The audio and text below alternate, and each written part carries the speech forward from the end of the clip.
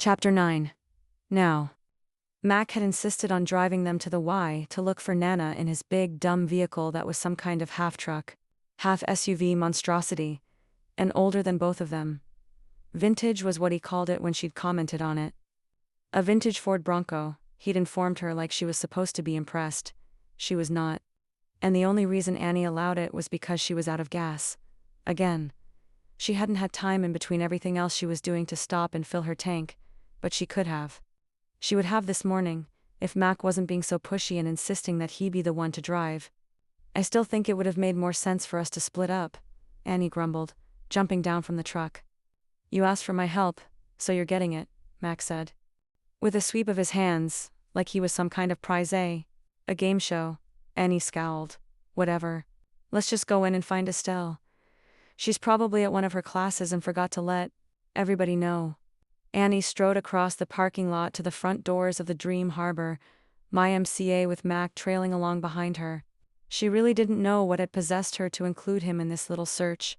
For the 3 years since he'd been back in town, she'd done everything in her power to avoid time alone with him. She'd been busy, she'd been uninterested, she'd been downright mean, anything to protect herself from him. And look at her now, spending the morning with Mac like it was fine, like they were friends. But when she went out to her car and that damn gaslight was on, she didn't have much of a choice, right? Right. She needed to find Logan's grandmother and fast, because she had plenty of other things on her to-do list and no time to do them. She rubbed the spot on the back of her neck that tightened up when she was stressed. The last few weeks had put a giant baseball-sized knot there. She dug her fingers in, trying in vain to loosen it up. What's the matter with your neck? Mac asked as they went through the automatic doors. The lobby of the Y smelled like sneakers and cleaning solution. Nothing's wrong with my neck, and if something was wrong with my neck, it would not be any of your business. My mistake, Mac said. I thought you told Logan we would be friends for the weekend. And friends check in with each other. Annie bit back a scoff. I told Logan I would be on my best behavior. I said absolutely nothing about being your friend. She ignored the flicker of hurt on Mac's face and continued her power walk to the front desk.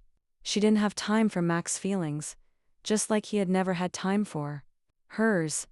Hello, she said in her friendliest voice. We are here for the seniors aerobics class. The woman behind the desk had a short cropped haircut that Annie wished she could pull off, and a look that said she was not in the mood to deal with anyone's antics. That class is for members 65 and older, she said, glancing over Annie's shoulder at where Mac was standing, not even trying to look elderly. So much for being helpful. Oh, of course, Annie said, scrambling for another idea. She wasn't expecting such high security at the Y. We are actually here to. We're here for a membership, Mac interjected. And maybe some information on classes that would be more age-appropriate for us. He flashed the woman behind the desk his most dazzling smile. It made Annie want to punch him in the face, but surprisingly it worked on the no-nonsense Y employee. In that case, she said, no longer speaking to Annie, let me get you some forms. She hustled into the back office to round up the paperwork, and Annie turned to glare at Mac. Now what are we going to do? Said. That's the last thing I want, Annie said, causing his mouth to tip into a smile. How about you sneak off to the pool area?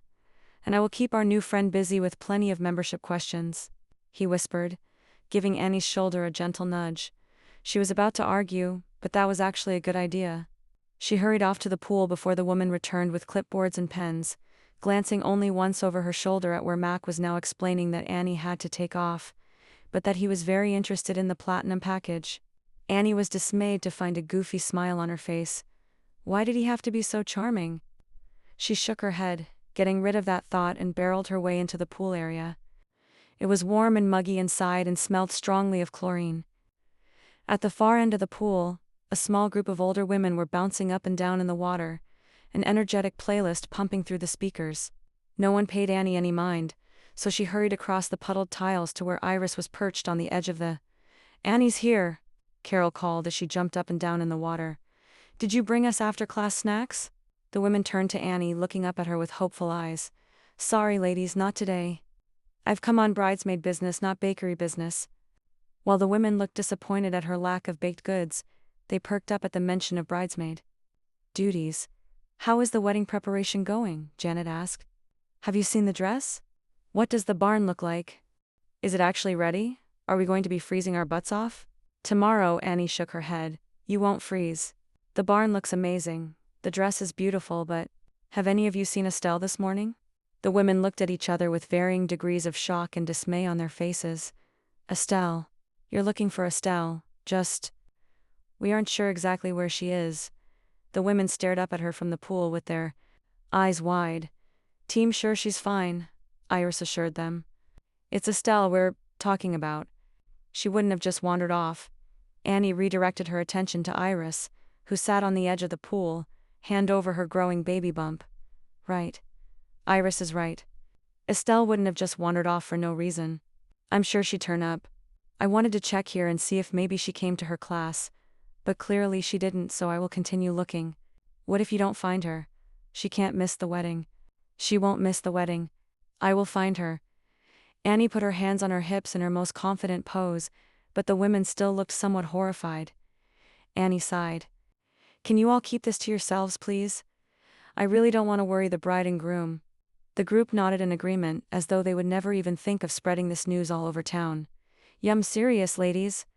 I'm counting on you now to keep this to yourselves, and if you see Estelle anywhere, give me call, okay? You got it, Annie. We want this wedding to be perfect, Marissa said with a smile.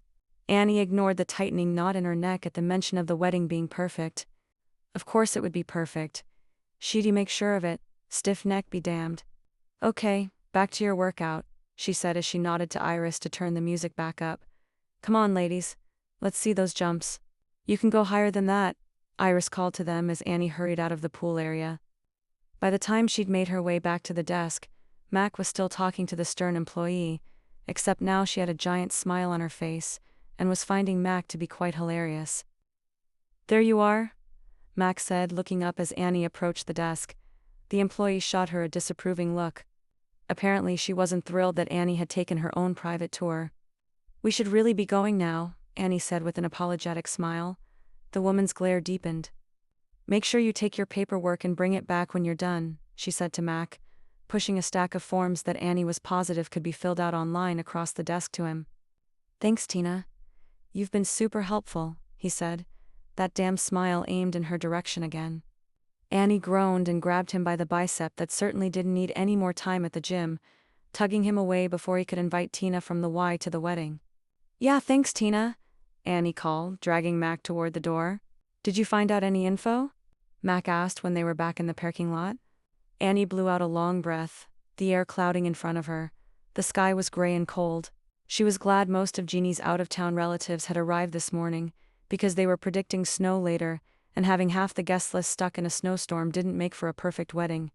No, nobody has heard from her today. Mac frowned as he climbed up into the truck. Annie met him inside. Where should we look next? He asked.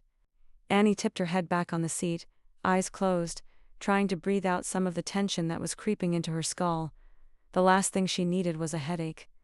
She opened her eyes at a strange but familiar sound to find Mac shaking a small bottle of painkillers. He popped the top, raising his eyebrows in question. Annie was too tired to argue. She held out her hand and Mac tapped 2 small pills into her palm. Thank you, she grumbled, reluctantly accepting the Advil as a peace offering. What was that? I didn't quite hear you, Mac said with a teasing grin. I said thank you. Annie enunciated each word clearly and loudly until Mac laughed. You are welcome. Now where to next? Well, if I were Estelle out on some top-secret wedding errand, the first place I'd go would be the cafe. Because how does anyone run top-secret errands without caffeine? Great, Mac said, backing out of the parking space, his arm draped over the back of Annie's seat. Did she give you her number? She asked incredulously, glancing at the membership papers he'd tossed on her lap, when she climbed in.